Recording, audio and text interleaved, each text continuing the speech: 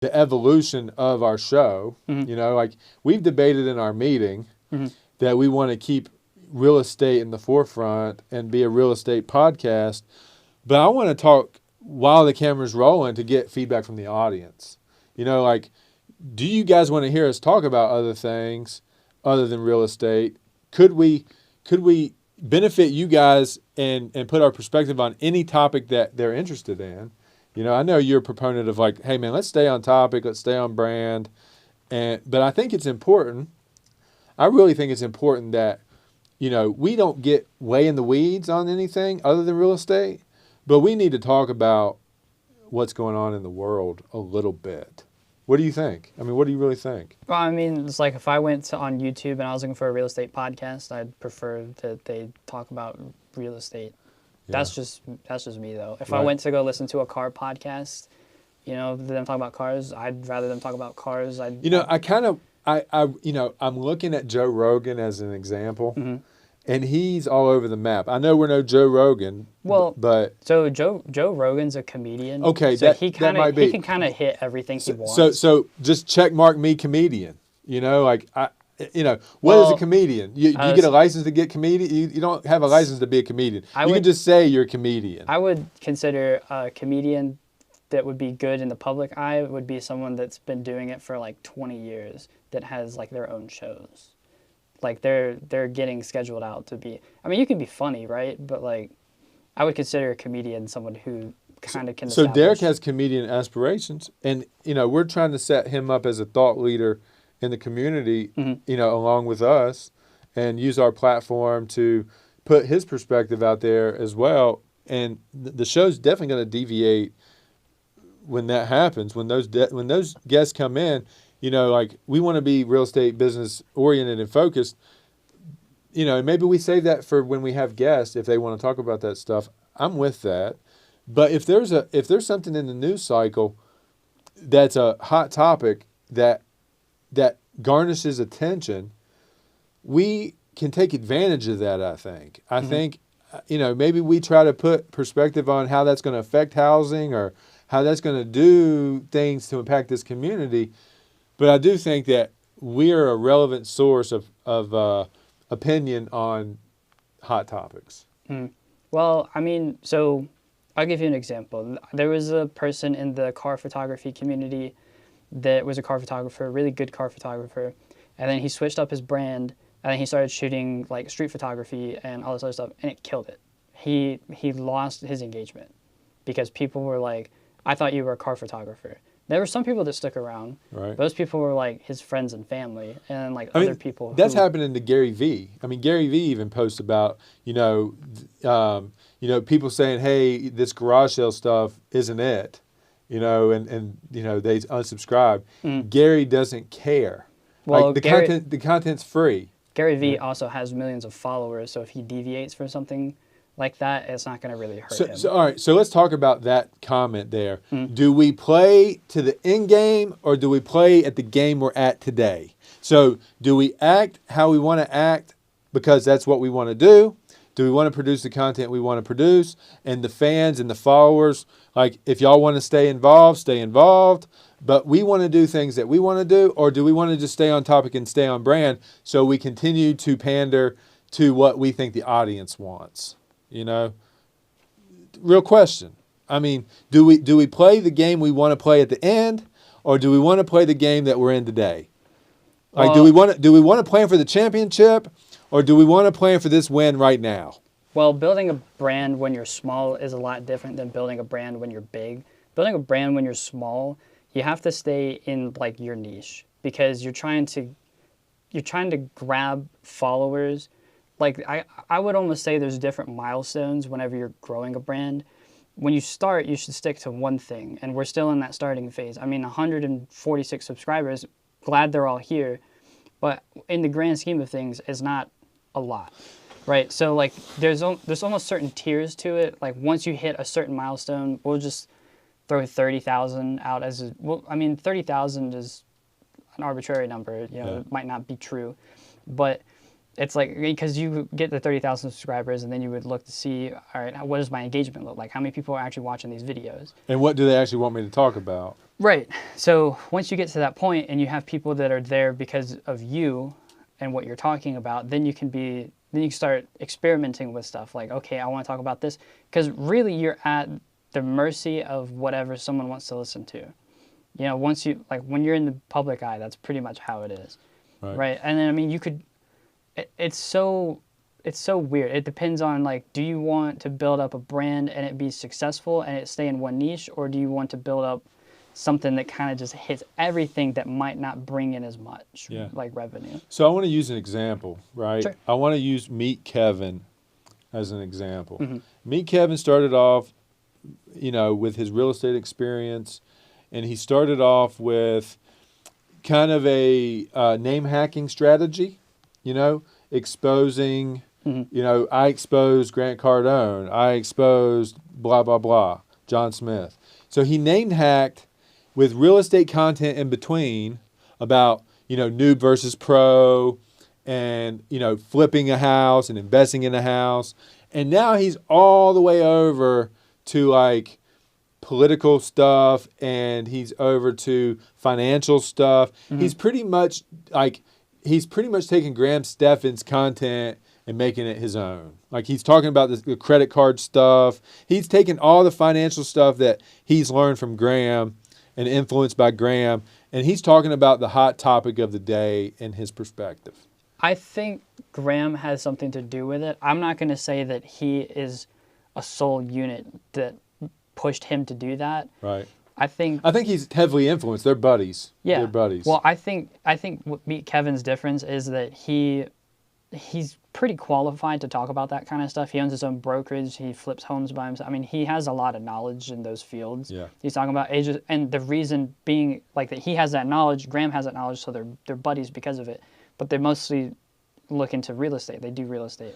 Here's the thing with Meet Kevin. Meet Kevin, up until when the pandemic happened, had about like 250,000 subscribers, and then he shifted his stuff to talk more about what's happening in the economy and what's like going on with stimulus. And then he's at like almost 900,000. So what is that like? That's like, math, 6, Yeah. 7, 8. Yeah, it's around like 600,000 to 700,000 subscribers. Yeah. He can't shift back to real estate. If he shifts back to real estate, he has though.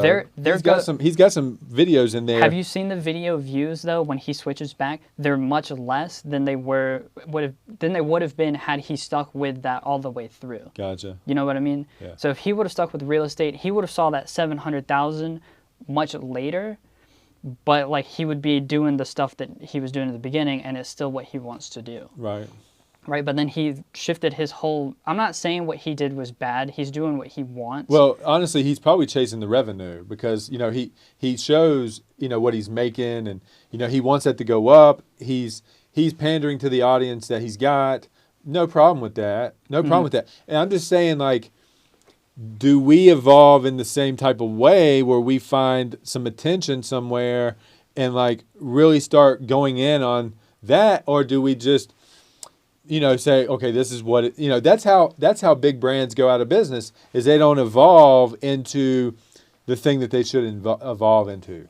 Right. Well, what I'm saying is to do it now doesn't make sense because we haven't even basically started. Gotcha. I wouldn't consider us being like, okay, this is something until we hit like 10,000 subscribers. Once you hit around 10 to 20,000 subscribers, that's when I kind of look at it and be like, okay, we have something here. Because I have friends that have like 7,000 subscribers on YouTube, you know, around those ballparks, but they're all under 10. And they don't post consistently, and their views aren't all there all the time. And it's like, so I'm like, you have followers, but it's not really something yet. Yeah. What do you think? I mean? What do you got anything to say on that, Sky? No, I'm not mic'd up. Okay. Well, either way, you know, if it's muffled, whatever. You know, this is a moment. We're giving you a behind the scenes moment. This is a strategy session with my team. As we're debating this, we're giving you an inside look on this. So, I mean, give me what your feedback is on the topic that we're talking about. Like, do you agree with him? Do you see my point? Like, you know, do we play for the end, or do we just try to like slither off a couple wins here on our journey until we get to a point where we can reevaluate? I think Weston's right in the sense that, like, if you... Here, I'm going to take my headphones off. Yeah. If you start watching a TV show and you're really invested in it, and 3 episodes in, the next episode has nothing to do with what the previous 3 episodes were, and you realize that going forward that might be the case, then you'll leave and find a different show. Yeah. Like, what you liked was what was there at the beginning. Right. And so what we're trying to build is like a community who's interested in the content that we're making, and if the content we're making is always different, when people come back and they find that it's different, they're like, well, this isn't what I came here for, and they'll leave.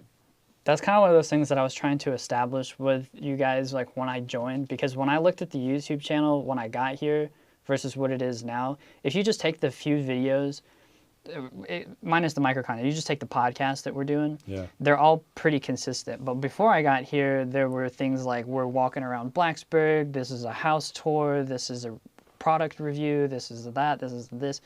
And I was kind of like, I don't really know what this channel is. Like, it doesn't make sense. Should we eliminate that content?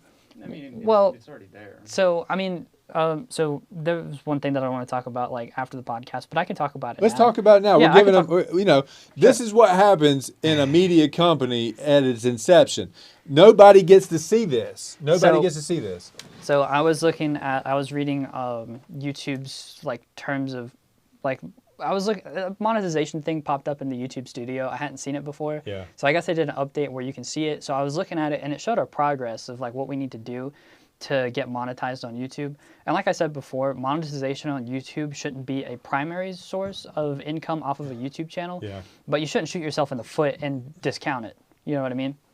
So I was looking at it, and it was like, you need to hit 1,000 subscribers, and then you need to have like 4,000 hours of watch views. Within 12 months, right? Within 12 months, yeah. And we're at like 406. So we're not quite there yet. We still have like 3,000 plus more to go. Yeah. But I was looking at it, and they're going to eventually send someone in when we hit that point that reviews the channel to see if it gets monetized. It's a real person. It's not a bot. It's a real person that goes in and looks at it. And the only thing that I'm kind of seeing is, like, so the 2 top videos on our channel have a lot of negative feedback. There's a lot of dislikes. There's a lot of negative comments on it. And if they go in and see, like, okay, because that's what they said. They're gonna look at the top producing videos of our channel. If they go in and see, like, that they're both negative, you know, there's ones below it that are positive, but the top 2 are negative, they might revoke monetization on the channel. So what if those videos were outside the 12-month window? Because we're working within a 12-month window, and those videos are all 2018. See, I'm not really sure. So, but here's the thing: is anything that's not on brand for us, we might just eliminate. It's not going to count against us anyway. They're all old. Mm-hmm. So, like, getting rid of videos, especially like random aerials. We can get rid of those random aerials. Mm-hmm. You know, like on our Instagram page, if we didn't have some people, the strategy around Instagram, if they post and it doesn't hit hard initially, they delete it.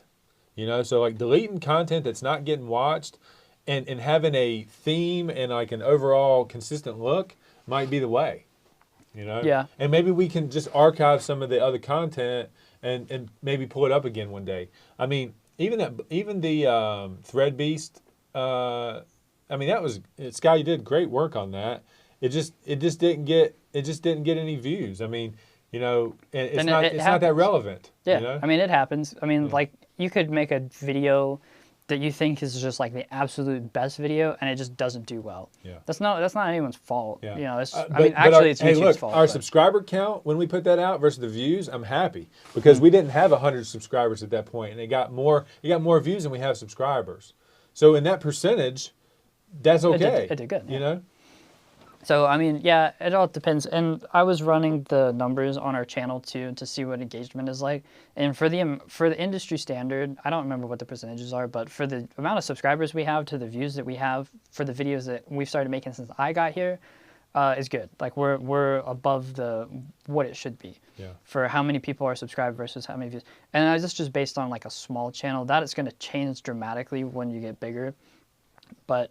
yeah, I mean, we're doing good in that aspect. Instagram's doing well. The only ones that aren't doing well are Facebook, LinkedIn, and Twitter. But, I mean, those are things that I plan on fixing later. Probably, like, next year is when I'll start diving. What's contributing to that? Inactivity. before I got here, just those platforms were super inactive. Pretty much the only active platforms that I saw that were consistent were pretty much just Facebook. Instagram was a little bit, Yeah. but LinkedIn, Twitter, and then YouTube was just super inactive, which is why they didn't have a lot of views. And when you're super inactive on a social media platform, it really hurts you Yeah. because their algorithm recognizes that. And Yeah. they're like, oh, this person's been gone for a while. Let's knock it back. Right. So like we'll take my Instagram, for example.